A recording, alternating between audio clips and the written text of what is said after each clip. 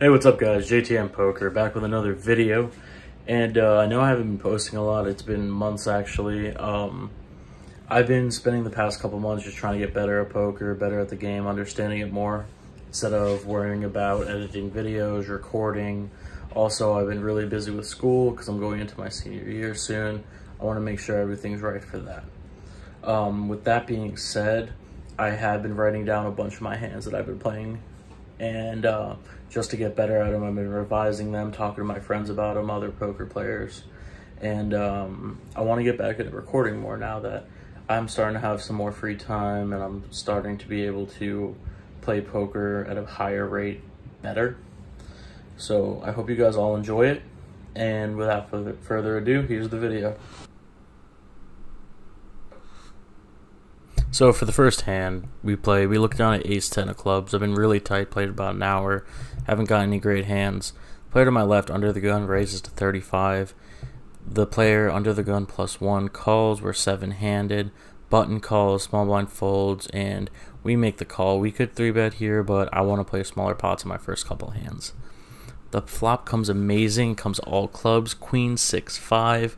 I check it over to under the gun where he c-bets 100. One player on the button calls, and I flat call to not raise suspicion. On the turn, I lead out for 160 just to try to get a raise out of anyone with a club. Player to my left raises to 350. I jam for 515 total. He calls. He has pocket queens, a set, and it's a sick cooler for our first W at a 2-5 game. Next hand we look down at 8-9 of hearts, one of my favorite hands to play. There's an under the gun straddle. Under the gun +1 raises to 40. He should have a very strong range, noting that he's under the gun. Player to his left folds. Then the player to my right calls in the cutoff. And in this situation, we decided on a call. I believe we could 3-bet this as a bluff because we do have some playability post flop.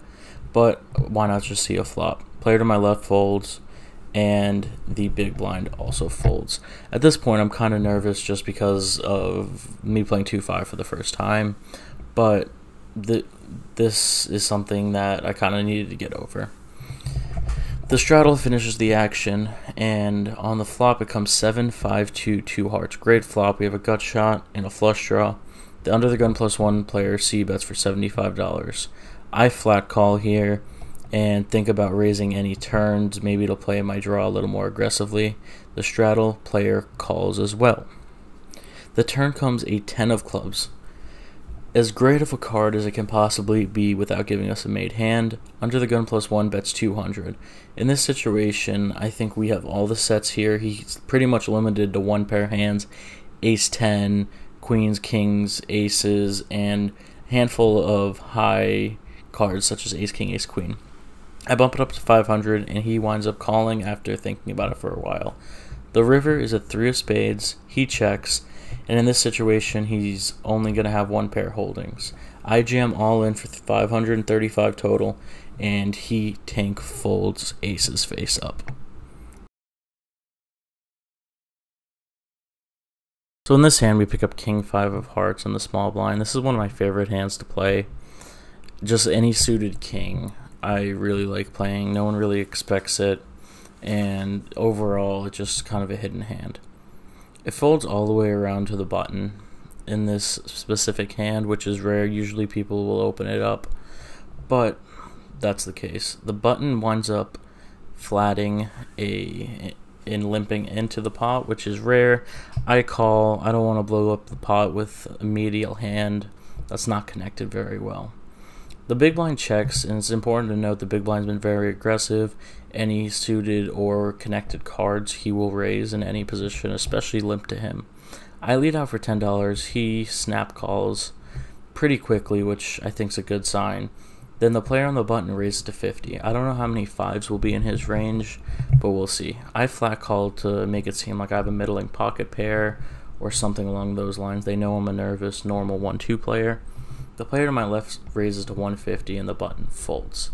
In this situation, I tank for a little bit and call. I was deciding between calling and raising, but I'd rather just see what develops on the turn. The turn's an ace. I check it over to him, and he comes in for a bet of 300.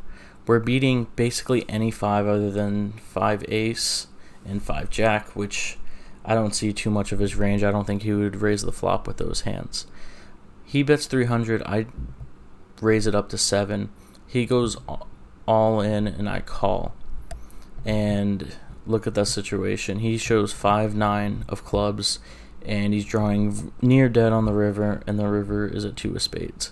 We pick up our largest 2-5 pot, or largest pot ever. This is the most money I've ever had sitting in front of me at a poker table. This hand we look down at is 2 black kings. Great hand, especially in late position when an early position raiser makes it $40 to go. The player on my right folds, and in this situation this is a mandatory 3-bet, especially with how many 3-bets will be in my range, both polarized with my polarized range. I raise it up to 170, folds all the way back around to this player, and note how I have named him Old Man Coffee, because that's exactly what he is. He's been there for about 4 hours, played about 3 hands, so even with kings, I'm not feeling great about this situation.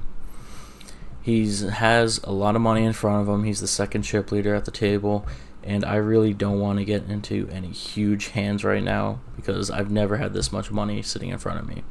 He flats the pre-flop raise in the 3-bet, so I'm not sure what his hands could be. He could have aces or pretty much any premium hand, just based on how he plays.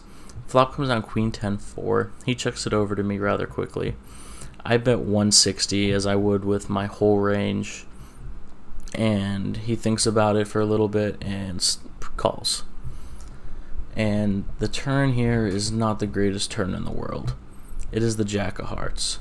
I see him having queens, jacks, 10s, and ace king all in his pre-flop raising range, and that's about the only hands he would call a 3-bet with, just based off my read on this player.